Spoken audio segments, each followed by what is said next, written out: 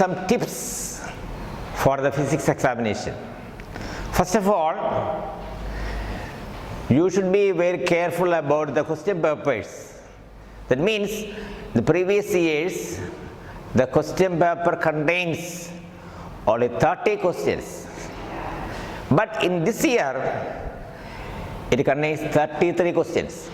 So the time arrangement is very important. In this series we are explaining how to face an examination and also how to prepare for the examination. For the question paper, the important thing is that you can adjust the timing. For those who are doing the practicals or done the practicals, they know other than the previous years, in this year for the practical examination no additional sheet is supplied. അവിടെ ഒരു booklet നമുക്ക് supply ചെയ്തിട്ടുണ്ട്. 5 page വരുന്നൊരു booklet. ആ ബുക്ക്ലെറ്റിലെ page മാത്രമേ ഉപയോഗിക്കാവൂ എന്നൊരു circular ഈ പ്രാവശ്യം പ്രാക്ടിനുണ്ടായിരുന്നു. അപ്പോൾ അവിടെ സ്റ്റുഡൻസിന് സംഭവിച്ചിരിക്കുന്നത് ഫസ്റ്റ് പ്രാക്ടിക്കൽ മാത്രം എഴുതി തീർത്ത് ബുക്ക്ലെറ്റ് തീർത്തവരുണ്ട്. അപ്പോൾ അത് സംഭവിക്കാതിരിക്കണമെങ്കിൽ നമ്മൾ ആദ്യത്തെ ടിപ്പായിട്ട് നമ്മൾ പറയുന്നത് you should be very much careful about the question paper. ഈ ടൈമിങ് എങ്ങനെ അഡ്ജസ്റ്റ് ചെയ്യാം. സാധാരണ പ്രീവിയസ് ഇയേഴ്സിലൊക്കെ നന്നായിട്ട് പഠിക്കുന്ന പിള്ളേർ പറയുന്ന ഒരു വാചകമാണ് സമയം കിട്ടിയില്ല. അപ്പം ഈ ബോർഡ് എക്സാമിനേഷനും competitive examination means KEAM, NEET അങ്ങനെയുള്ള എക്സാമിനേഷനൊക്കെ timing is very important. About the question paper it contains 5 division. The first division A part contains 1 to 14 questions for 1 mark questions. Second division B part passage, 2 passages are given and multiple choice questions, 5 plus 5, 10 multiple choice questions. And the C part contains 2 marks question, 9 questions. And the D part 3 mark question. It contains subdivisions AB or ABC. The last part contains 3 questions, that is E part. There is a 5 mark question and 3 subdivisions ABC. You should answer the question by knowing their marks also. For example, ഞാനൊരു question പറയാം.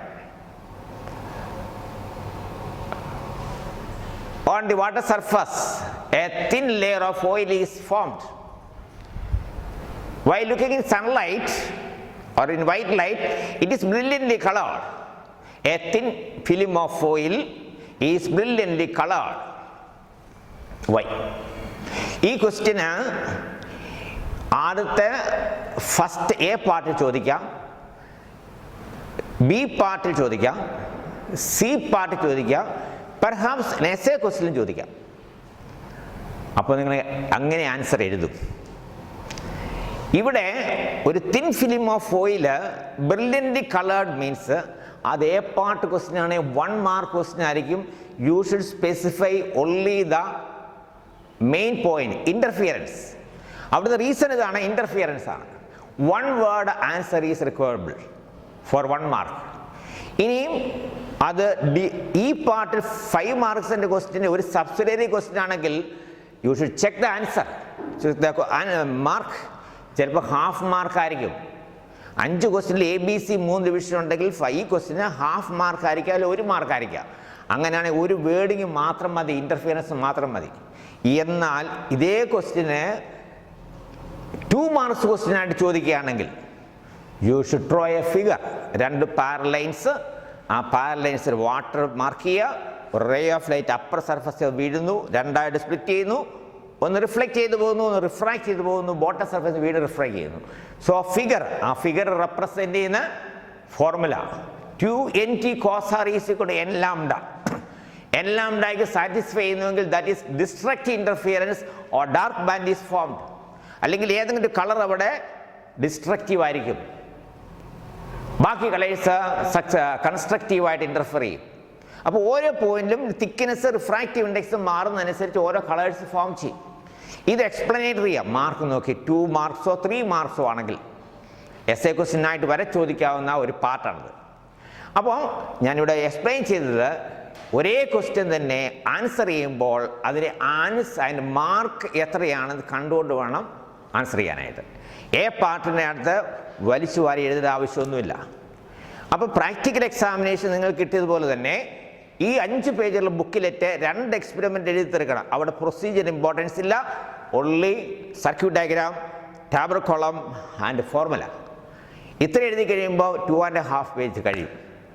അടുത്ത experiment അത്രമാത്രം എഴുതുക. ഇതാണ് നിങ്ങൾ ചെയ്തു വന്ന practical. ഇതുപോലെ തന്നെ ബോർഡ് എക്സാമിനേഷനും മാർക്ക് നോക്കുക, മാർക്ക് നോക്കിയിട്ട് ആൻസർ എഴുതുക. സെക്കൻഡ്ലി ഇവിടെ ഞാനിവിടെ ഒരു 4 ടിപ്സ് ആണ് പറയാൻ പോകുന്നത്. ഒന്നാമത്തെ ടിപ്സ്, ചില കുട്ടികൾക്ക് ഫിസിക്സ് വളരെ ടഫാണ്, എങ്ങനെയെങ്കിലും ഈ +2 ഒന്ന് ജയിച്ചാൽ മതി എന്നുള്ള കാഴ്ചപ്പാടുണ്ട്. എങ്ങനെയെങ്കിലും ഇതൊന്ന് കരകയറണം, ഫിസിക്സിൽ നിന്ന് രക്ഷപ്പെടണം. അങ്ങനെ ആഗ്രഹിക്കുന്നവർക്കുള്ള ടിപ്പാണ് ഞാൻ പറയുന്നത്. ഇത് എല്ലാവരും ഫോളോ ചെയ്യാനല്ല പറയുന്നത്, എങ്ങനെയെങ്കിലും ജയിച്ചാൽ മതി എന്നുള്ളവർ. ഫിസിക്സിലെ 3 ചാപ്റ്റർ പഠിക്കുക. 3 chapter, only 3 chapters. First chapter optics. കാരണം ഓപ്റ്റിക്സ് ടോപ്പിക്ക് കംപ്ലീറ്റ് പഠിച്ചാൽ ഓപ്റ്റിക്സിൽ നിന്ന് ഔട്ട് ഓഫ് 70 18 മാർക്സിൻ്റെ ക്വസ്റ്റ്യനാണ് വരുന്നത്. 18 മാർക്കുണ്ട്. Second chapter current electrostatics and current electricity. Electrostatics current electricity എന്ന് ചോദിക്കാമെന്ന് ചോദ്യം 16 മാർക്കിൻ്റെയാണ്.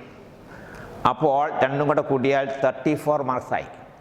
70യുടെ പകുതി, ഏകദേശം പകുതി. ഈ 3 chapter optics, electrostatics, current electricity 3 chapter നിങ്ങൾ പഠിച്ചു കഴിഞ്ഞാൽ ജയിക്കാനുള്ള മാർക്ക് കിട്ടും. വരച്ചോൾ ജയിക്കാൻ ആഗ്രഹിക്കുന്ന കുട്ടികൾക്കുള്ള ഒന്നാമത്തെ ടിപ്പാണ് ഞാൻ പറഞ്ഞത്. എന്നാൽ ഈ 3 ചാപ്റ്റർ പഠിച്ചു കഴിഞ്ഞാൽ ബാക്കി ചാപ്റ്റർ പഠിക്കാൻ തോന്നും, ഓട്ടോമാറ്റിക് തോന്നും. ഈ ചാപ്റ്ററിൽ നിന്നാണ് കൂടുതൽ ക്വസ്റ്റ്യൻസ് വരുന്നത്, കൂടുതൽ മാർക്കിന് ക്വസ്റ്റ്യൻ വരുന്നത്. എന്നാൽ ക്വസ്റ്റ്യൻ പേപ്പറിൽ എല്ലാ ചാപ്റ്ററും കവർ ചെയ്യും. കഴിഞ്ഞ വർഷത്തെ നീറ്റ് എക്സാമിനേഷൻ ക്വസ്റ്റ്യൻ എടുത്ത് ഓരോ ചാപ്റ്ററും ഇതിനകത്ത് ക്വസ്റ്റ്യൻ ഉണ്ട്. ബോർഡ് എക്സാമിനേഷൻ എടുക്കുകയാണെങ്കിൽ ഓരോ ചാപ്റ്ററിൽ നിന്നുണ്ട്. അപ്പോൾ ഞാൻ ആദ്യം പറഞ്ഞ ടിപ്പ്, ഏറ്റവും കൂടുതൽ ഇമ്പോർട്ടൻസ് കൊടുക്കുന്ന ഈ 3 ചാപ്റ്റർ ആയിരിക്കും: ഓപ്റ്റിക്സ്, ഇലക്ട്രോസ്റ്റാറ്റിക്സ്, കറണ്ട് ഇലക്ട്രിസിറ്റി. ഞാൻ സെക്കൻഡ് ടിപ്പിലേക്ക് വരികയാണ്. എവിടെയാണ് സ്റ്റാർട്ട് ചെയ്യേണ്ടത്, എങ്ങനെയാണ് റിവൈസ് ചെയ്യേണ്ടത്? ഫോർ എക്സാമ്പിൾ, ഞാൻ ഓപ്റ്റിക്സിലെ ഒരു എസ്എ ക്വസ്റ്റ്യൻ പറയാൻ പോവാം. Young's double slit experiment. എന്താണ് Young's double slit experiment? Coherent source നമുക്കറിയാം. യങ്സ് എന്ന സയൻറ്റിസ്റ്റ് 2 കൊഹറന്റ് സോഴ്സ് പ്രൊഡ്യൂസ് ചെയ്തു. ഇതൊരു എസ്എ ക്വസ്റ്റ്യനാണ്. വേവ് ഓപ്റ്റിക്സിലെ 3 എസ്എ ക്വസ്റ്റ്യനാണ് ഇമ്പോർട്ടൻ്റ്. ഒന്ന് Young's double slit experiment, second explanation reflection refraction, third diffraction. ഈ 3 എസ്എ ക്വസ്റ്റ്യൻ ഉണ്ട്. അതിൽ വളരെ ഇമ്പോർട്ടൻ്റ് ആയിട്ട് എസ്എ ക്വസ്റ്റ്യനാണ് യങ്സ് ഡബിൾ സ്ലിറ്റ് എക്സ്പെരിമെൻറ്റ്. കാരണം ഇതിനകത്ത് നിന്ന് ഷോർട്ട് ക്വസ്റ്റ്യൻ വരാം, ഇൻഡയറക്റ്റ് ഷോർട്ട് ക്വസ്റ്റ്യൻ വരാം. ഇതിനകത്ത് നിന്ന് പ്രോബ്ലംസ് ചോദിക്കാം, 5 മാർക്സിൻ്റെ എസ്എ ക്വസ്റ്റ്യൻ ചോദിക്കാം. That is very important. Young's experiment ഞാൻ റഫായിട്ടെന്ന് പറയുകയാണ്. ഫിഗർ, ഏതൊരു എസ്എ ക്വസ്റ്റ്യൻ്റെ ഫിഗർ ഉണ്ടായിരിക്കണം. S1 S2 2 സ്ലിറ്റ് ഫിഗർ വരയ്ക്കുമ്പോൾ ശ്രദ്ധിക്കുക. ഞാൻ പല ആൻസർ ഷീറ്റുകൾ നോക്കുമ്പോൾ വെറുതെ പേന കൊണ്ട് വരച്ച് വെക്കുക. ഒരിക്കലും ചെയ്യരുത്. പെൻസിലും സ്കെയിൽ ഉപയോഗിച്ച് വരയ്ക്കുക. ഒരു സ്ക്രീൻ വരച്ചു കഴിഞ്ഞാൽ അവിടെ 2 സ്ലിറ്റ് S1 S2, ആ സ്ലിറ്റിന് സെൻറ്റർ S. ഇവിടെ സോഴ്സ് ഇത് ബാക്കിൽ ഇലുമിനേറ്റ് ചെയ്യുമ്പോൾ ഈ സ്ലിറ്റ് വഴി ലൈറ്റ് റേസ് പാസ് ചെയ്യുക. ഈ ലൈറ്റ് റേസ് ഒരു സ്ക്രീനിൽ ഇമേജസ് ഫോം ചെയ്യും, ബാൻഡ്സ് ഫോം ചെയ്യും. അപ്പോൾ ഇവിടുത്തെ ലൈറ്റ് റേസിന് മസ്റ്റായിട്ട് ആരോ മാർക്ക് കൊടുക്കണം. ലൈറ്റ് റേസിന് ആരോ മാർക്ക് കൊടുക്കണം. പലപ്പോഴും പറയാറുള്ളതാണ്, മറന്നുപോകും. ലൈറ്റ് റേസിന് ആരോ മാർക്ക് കൊടുക്കുക. ഈ ഫസ്റ്റ് ലൈനും ഇതും ഈ സ്ലിറ്റ് എന്ന് പറയുന്നതാണ് light rays. Central light ray അല്ല. സെൻട്രൽ ലൈൻ ആരോ മാർക്ക് കൊടുക്കണ്ട. സാധാരണ ഫിഗർ വരച്ചിരിക്കുമ്പോൾ എല്ലാ ലൈൻസും ആരോ മാർക്ക് കൊടുക്കും. സോ ഓർത്തിരിക്കുക, ഇത് 2 മാത്രമേ ലൈറ്റ് റേസ് ഉള്ളൂ. ആ ലൈറ്റ് റേസ് പിയിൽ മീറ്റ് ചെയ്യുന്നു. S1 S2 പിയെ മാർക്ക് ചെയ്യുക. ഇവിടെ നിന്ന് പെർപെൻഡിക്കുലർ മാർക്ക് ചെയ്തു. ആ പോയിന്റ് Q എന്ന് മാർക്ക് ചെയ്യുക. Q നിങ്ങൾക്ക് ഇഷ്ടമുള്ള ലെറ്റർ കൊടുക്കാം. പക്ഷെങ്കിൽ വരുന്ന തൗട്ട് എഴുതുന്നതിനകത്ത് അതേ ട്രയാങ്കിളും അതേ ലെറ്റേഴ്സും തന്നെ ഉപയോഗിക്കണം. വീണ്ടും എസ് ഈ സെൻട്രൽ പോയിന്റ് ആണ്, ഒ എ സ്ക്രീനിന്റെ സെൻട്രൽ പോയിന്റ്, പി ഈ പോയിന്റ്. ഇവിടെ ഡിസ്റ്റൻസ് മാർക്ക് ചെയ്യുന്നത് സാധാരണ ഇങ്ങനെ ഒരു ബ്രാക്കറ്റ് ഒക്കെ ഇടാറുണ്ട്. ഈ ബ്രാക്കറ്റ് അറ്റങ്ങളിൽ മുട്ടത്തില്ല. ഏറ്റവും നല്ലത് ഇതുപോലൊരു ലൈൻ വരയ്ക്കുക, ഒരു ഡോട്ടർ ലൈൻ ക്രിയേറ്റ് ചെയ്യുക. ക്യാപിറ്റൽ ഡി റെപ്രസെന്റ് ചെയ്യുന്നത് ഓർത്തിരിക്കുക, ലെറ്റേഴ്സ് സ്ലിറ്റും സ്ക്രീനും തമ്മിലുള്ള distance. And small D represent the distance between the slits S1 and S2. Clear ആയിട്ട് മാർക്ക് ചെയ്യുക. X O to P and lambda is the wavelength of light. ഈ derivation ചെയ്യുമ്പോൾ എവിടെയാണ് എത്തേണ്ടത്, ഏത് ഫോർമുലയിൽ എത്തണം, മുൻ ധാരണ ഉണ്ടായിരിക്കണം. രാവിലെ നമ്മൾ ഒരു സ്കൂളിലേക്ക് ഇന്ന സ്കൂളിലേക്ക് പോവുക എന്നൊരു ധാരണ ഉണ്ടാകും, അതിനുള്ള ബസ്സിലാണ് പോകുന്നത്. ഇവിടെ ഈ ഡെറിവേഷൻ ചെയ്യുമ്പോൾ ഫൈനൽ ഫോർമുല എന്ന് പറയുന്നത് beta is equal to capital D into lambda by small d. ഇതാണ് formula. That represent band width, the width of the bandwidth beta is equal to. So you should be very careful about each term. Beta is the bandwidth and capital D is this distance between the slit and the screen, and lambda is the wavelength of light and small d is the distance between the slits. എല്ലാ ടേംസും by heart ആക്കുക. Next ഈ essay step by step ആയിട്ട് derive പഠിക്കുക. ഇതൊരു essay question, അത് 5 മാർക്കിൻ്റെ question ആണെങ്കിൽ 3 മാർക്കായിരിക്കും ഈ ഡെറിവേഷൻ നമ്മൾ തരുന്നത്. ഇതിനോട് ചേർന്ന് ഒരു പ്രോബ്ലം ചോദിക്കാം. ഈ പ്രോബ്ലം ചോദിക്കുമ്പോൾ ചിലപ്പോൾ ക്യാപിറ്റൽ ഡി കണ്ടുപിടിക്കാനായിരിക്കും, ലാംഡ കണ്ടുപിടിക്കാനായിരിക്കും, സ്മോൾ ഡി കണ്ടുപിടിക്കാനായിരിക്കും, ബീറ്റ കണ്ടുപിടിക്കാനായിരിക്കും. അപ്പം ബാക്കി 3 ടേംസ് തന്നിട്ടുണ്ടെങ്കിൽ സബ്സ്റ്റിറ്റ്യൂട്ട് ചെയ്താൽ മതി. ബീറ്റ എന്ന് പറയുന്ന ബാൻഡിൻ്റെ വീതി. ഒരു സ്ക്രീനിൽ കുറേ ബാൻഡ്സ് ഫോം ചെയ്യും. Bright band, dark band, bright band, dark, bright, dark. ഇവിടെ ഈ ഡാർക്ക് ബാൻഡ് മുതൽ ഈ ഡാർക്ക് ബാൻഡ് വരെ 1 2 3 ഡാർക്ക് ബാൻഡ്സ്, അല്ലെങ്കിൽ ഇവിടെ തൊട്ട് 1 2 3 ബ്രൈറ്റ് ബാൻഡ്, 3 ഡാർക്ക് ബാൻഡ്. ഈ ഡിസ്റ്റൻസ് 9 മില്ലിമീറ്റർ ആണെങ്കിൽ ഒരു ബാൻഡിൻ്റെ വീതി എന്ന് പറഞ്ഞാൽ ഒരു ബ്രൈറ്റ് ബാൻഡിൻ്റെ സെൻറ്റർ തൊട്ട് അടുത്ത ബ്രൈറ്റ് ബാൻഡിൻ്റെ സെൻറ്റർ വരെ ബാൻഡ് വിഡ്ത്ത്. ഇത്ര 3 എണ്ണം ഉണ്ട്, 9/3 ആയിരിക്കും. അപ്പം ഇങ്ങനൊരു സ്പേസ് വിഡ്ത്ത് തന്നാൽ ആ സ്പേസ് വിഡ്ത്തിൽ നിന്നും ബാൻഡിൻ്റെ വീതി കണ്ടുപിടിക്കാം, ബാൻഡ് വിഡ്ത്ത് കണ്ടുപിടിക്കാം. ആ substituting band width here capital D is given, small D is given. അങ്ങനെയാണെങ്കിൽ ലാംഡ കണ്ടുപിടിക്കാം. ഫോർമുല എന്ന് പ്രോബ്ലം ചോദിക്കുന്ന മെത്തേഡാണ് ഞാൻ പറഞ്ഞത്. വീണ്ടും ഇവിടുന്ന് ഇൻഡയറക്റ്റ് ക്വസ്റ്റ്യൻസ് വരാം. എങ്ങനെ ഇൻഡയറക്റ്റ് ക്വസ്റ്റ്യൻ വരുന്നത്? First, distance between the slits is increased. Distance between the slit and the screen is increased. What happens to the interference bands? That is the question. ഈ distance between the slits and the screen increase ചെയ്താൽ capital D ഷുവറായിട്ട് increase ചെയ്യും. അങ്ങനെയാണെങ്കിൽ beta increase ചെയ്യും, ബാൻഡിന്റെ width increase ചെയ്യും, bands become broader. That is answer. Next question, capital D distance between slits and screen decrease ചെയ്തു. Then what happens? Decrease means small d decreases, beta decreases, bands become thinner, or number of bands in a space increases. Beta കൂടുമ്പോൾ ബാൻഡിൻ്റെ എണ്ണം കുറയും, beta കുറയുമ്പം ബാൻഡ്സിൻ്റെ എണ്ണം കൂടും. പലതരത്തിൽ answer പറയാം. Next small D distance between the slits increase ചെയ്യുമ്പോൾ beta കുറയും, D decrease ചെയ്യുമ്പോൾ ബീറ്റ കൂടും. ഇൻഡയറക്റ്റ് ആയിട്ട് ചോദിക്കാവുന്ന. നെക്സ്റ്റ് ലാംഡ ചേഞ്ച് ചെയ്യുക. അതെങ്ങനെയാണ് ക്വസ്റ്റ്യൻ വരുന്നത്? C, red light is used instead of blue light. Red light is used instead of blue light means red കളറിന് wave length കൂടുതലായിരിക്കും, ബ്ലൂ ലൈറ്റിന് വേവ് ലെങ്ത് കുറവായിരിക്കും. So if you use blue light, wavelength decreases. Wavelength decreases means beta decreases, the number of bands increases. That is answer. അപ്പോൾ ചിന്തിക്കുക, ഇത് direct indirect question ആയിരിക്കും. അപ്പോൾ colour മാറുമ്പോൾ, ലൈറ്റിൻ്റെ കളർ മാറുമ്പോൾ ക്യാപിറ്റൽ ഡിക്കോ സ്മോൾ ഡിക്കോ ചേഞ്ച് ഉണ്ടാകത്തില്ല, വേവ് ലെങ്ത് മാറും എന്ന് ഓർക്കുക. ആ വേവ് ലെങ്ത് റെഡിന് കൂടുതലായിരിക്കും, വയലറ്റിന് കുറവായിരിക്കും. വയലറ്റിന് പകരം റെഡ് യൂസ് ചെയ്യുന്നു പറഞ്ഞാൽ വേവ് ലെങ്ത് കൂടും, ബീറ്റ കൂടും, നമ്പർ ഓഫ് ബാൻഡ്സ് കുറയും പർട്ടിക്കുലർ സ്പേസ് വേർഡ്സ്. വീണ്ടും if this experiment is conducted inside water, experiment വാട്ടറിൻ്റെ അകത്ത് കണ്ടക്ട് ചെയ്യണ ക്യാപിറ്റൽ ഡി ചേഞ്ച് ചെയ്യത്തില്ല, സ്മോൾ ഡി ചേഞ്ച് ചെയ്യത്തില്ല, ലാംഡ ചേഞ്ച് ചെയ്യാം. How? Refractive index n is equal to lambda by lambda dash. ഇത് ഫോർമുല. Refractive index n is equal to lambda by lambda dash. Lambda is the wavelength of light in vacuum or air. അപ്പോൾ lambda is a fixed one. Refractive index of സാധാരണ എയറിലാണെങ്കിൽ എന്റെ refractive index 1, അപ്പോൾ particular wavelength. Lambda by lambda എന്ന് പറഞ്ഞാൽ 1 ആകണമെങ്കിൽ ഇത് equal ആയിരിക്കും. If this experiment is placed in water has a refractive index 1.33. അപ്പോൾ 1.33 ആണെങ്കിൽ ഈ ലാംഡ കൂടുതലായിരിക്കും, ലാംഡ ഡാഷ് കുറവായിരിക്കും. That means if the experiment is conducted inside water, wavelength decreases. Wavelength lambda dash കുറവാകണം ലാംഡയേക്കാൾ. If lambda dash decreases here, the wavelength decreases, that means beta decreases. Beta decreases means number of bands in a space width increases. So how the question changes? അപ്പോൾ ഇവിടെ indirect ആയിട്ട് കൂടുതൽ questions വരാം.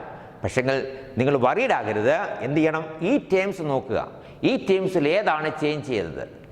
ഇപ്പോൾ നമ്മൾ ഏതെങ്കിലും ഒരു പ്രോഗ്രാമിന് പോയി കഴിഞ്ഞാൽ പലരും പറയുന്നത് വരട്ടെ അന്നേരം കാണാം, വരട്ടെ. പരീക്ഷയ്ക്ക് വേണ്ടി അങ്ങനെ ചിന്തിക്കുന്നെങ്കിൽ ക്വസ്റ്റ്യൻ പേപ്പർ വരട്ടെ അന്നേരം ചിന്തിക്കാൻ അവസരം കിട്ടത്തില്ല. ഇപ്പോഴേ ചിന്തിച്ചു പോകണം. ഇപ്പോൾ ഇങ്ങനെയുള്ള ക്വസ്റ്റ്യൻസ് കേൾക്കുമ്പോൾ ആ എക്സാമിനേഷൻ ഹാളിൽ ഈ ക്വസ്റ്റ്യൻ വരികയാണെങ്കിൽ നിങ്ങൾക്ക് സ്പീഡ് ചെയ്യാൻ സാധിക്കും. സ്പീഡാണ് ഇമ്പോർട്ടൻറ്റ്. അവിടെ ആലോചിക്കാൻ സമയം കിട്ടത്തില്ല. ക്വസ്റ്റ്യൻ എളുപ്പമായിരുന്നു, പക്ഷേ എഴുതാൻ സമയം കിട്ടില്ല, വല്ല മാർഗമുണ്ടോ? ഒന്നുമില്ല. അപ്പോൾ ഇവിടെ നേരത്തെ ക്വസ്റ്റ്യൻസ് കേട്ടിട്ട് പോവുക. അപ്പോൾ ഈ ഒരു ഭാഗം നിങ്ങൾക്ക് മനസ്സിലായെന്ന് തോന്നുന്നു. അപ്പോൾ ഇന്ന് നിങ്ങൾ ചെയ്യേണ്ടത് ഇതാണ്. ഇന്നത്തെ ടിപ്പ് അതാണ്. യങ്സ് ഡബ്ലിസിറ്റി എക്സ്പെരിമെൻറ്റ് വേവ് ഓപ്റ്റിക്സ് ചോദിക്കാൻ ഏറ്റവും ഇമ്പോർട്ടൻറ്റ് ടോപ്പിക്കാണ്. ഇതെന്തിനെല്ലാം കൊള്ളാം? എസ് എ ക്വസ്റ്റ്യൻ ചോദിക്കാം. ഫിഗർ നീറ്റായിട്ട് ഫിഗർ വരയ്ക്കുക, മാർക്ക് ചെയ്യാനുള്ള ടൈംസ് മാർക്ക് ചെയ്യുക. ഇതിനകത്ത് 2 ട്രയാങ്കിൾ എടുക്കണം. അതുകൊണ്ട് ചിലപ്പോൾ ഇവിടെ ഷെയ്ഡ് കാണും, ട്രയാങ്കിൾ എളുപ്പം കാണിക്കാൻ വേണ്ടി അതിനൊന്നും സമയം മെനക്കെടുത്താതിരിക്കുക, ടൈം കിട്ടത്തില്ല. അപ്പോൾ ഇവിടെ S1 S2 Q എന്ന് പറയുന്ന ട്രയാങ്കിൾ ആയിരിക്കും, SPO എന്ന് പറയുന്ന ട്രയാങ്കിൾ ആയിരിക്കും. ഈ 2 ട്രയാങ്കിൾ സിമിലർ ആണ്. ആ similar triangles size and ratio എടുത്ത് ഡെറിവേഷൻ ഞാൻ പറയുന്നില്ല. യു ഹാവ് ഓൾറെഡി, നിങ്ങൾക്ക് ടെക്സ്റ്റ് ബുക്കിലുണ്ട്, അല്ലെങ്കിൽ നോട്ട്സിലുണ്ട്. Therefore ആ ഡെറിവേഷൻ പഠിക്കുക. ഫൈനൽ ഫോർമുല ഏത് ഫോർമുലയിലേക്ക് അറ്റൻഡ് ചെയ്യണമെന്ന് ശ്രമിക്കുക, അതിലേക്ക് വരിക. ഇത് വരുന്ന ഷോർട്ട് ക്വസ്റ്റ്യൻസ് ഇതാണ്, ഇൻഡയറക്റ്റ് ആയിട്ട് ഷോർട്ട് ക്വസ്റ്റ്യൻ. സെക്കൻഡ് ടിപ്പ് എന്ന് പറയുന്നത് നമ്മൾ ക്വസ്റ്റ്യനെ ഫേസ് ചെയ്യുന്ന മെത്തേഡാണ്. ക്വസ്റ്റ്യനെ ഫേസ് ചെയ്യുന്നത് ഇവിടെ ഞാൻ ആദ്യം പറഞ്ഞു നിർത്തി ഒന്നുകൂടെ റിവൈസ് ചെയ്യാണ്. നിങ്ങൾ റിവൈസ് ചെയ്യുമ്പോൾ ആദ്യമേ നിങ്ങൾ ഓരോ ചാപ്റ്ററിലെയും എസ് എ ക്വസ്റ്റ്യൻസ് പഠിക്കുക. ഇപ്പോൾ ഞാൻ പറഞ്ഞ യങ്സ് ഡബ്ലിസിറ്റി എസ് എ ക്വസ്റ്റ്യൻ വരുമ്പോൾ അതിൻ്റെ അകത്ത് എന്താണ് കൊഹറന്റ് സോഴ്സസ്, എന്താണ് ഇൻ്റർഫിയറൻസ്, എന്താണ് ഹൈജീനിക്സ് പ്രിൻസിപ്പിൾ, ഇതെല്ലാം സറൗണ്ടിങ്സ് വന്നു കഴിയും. സോ നിങ്ങൾ ആ ഷോർട്ട് ക്വസ്റ്റ്യനകത്തൂടെ എല്ലാം പോയിരിക്കും. എസ് എ പഠിക്കണമെന്നുണ്ടെങ്കിൽ അതിന് സറൗണ്ടിങ് ഷോർട്ട് ക്വസ്റ്റ്യൻസും എല്ലാം പഠിച്ചിരുന്നെങ്കിൽ മാത്രമേ പറ്റത്തുള്ളൂ. അപ്പോൾ ഈ എസ് എ ട്രൈ ചെയ്യുമ്പോൾ അതിനോടനുബന്ധിച്ച ഷോർട്ട് ക്വസ്റ്റ്യൻസ് എല്ലാം വരും. അപ്പോൾ ഏതൊരു എസ് എയും റേ ഓപ്റ്റിക്സിൽ നിങ്ങൾ പ്രിസം ഫോർമുല ഡിറൈവ് ചെയ്യുന്നെങ്കിൽ ആ പ്രിസം ഫോർമുലയ്ക്ക് അനുയോജ്യമായ എല്ലാ മിനിമം ഡീവിയേഷൻ തൊട്ട് എല്ലാ കാര്യങ്ങളും പഠിച്ചിരിക്കും. അപ്പോൾ എസ് എ ഓരോ ചാപ്റ്ററിൽ എസ് എ ആദ്യം ചെയ്യുക. അപ്പോൾ ആ ചാപ്റ്റർ പഠിക്കും.